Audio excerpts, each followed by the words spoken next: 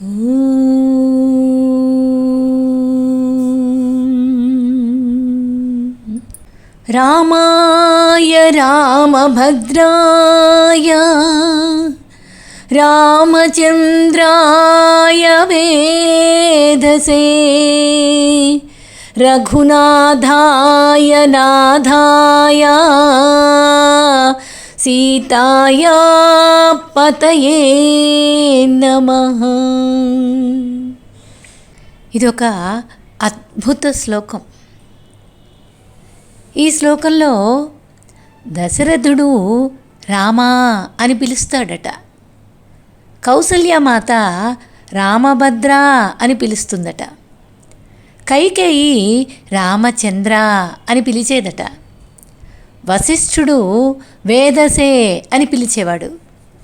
ఋషులు రఘునాథ అని పిలుస్తారు. సీతమ్మ నాథ అని పిలిచేది. ప్రజలు సీతాపతి అని పిలిచేవాళ్ళు. ఈ పేర్ల ద్వారానే ఈ శ్లోకం ఏర్పాటైంది. ఈ పవిత్ర శ్లోకం వచ్చింది. హరి ఓం. శ్రీ గురుభ్యో నమః. జై శ్రీరామ్.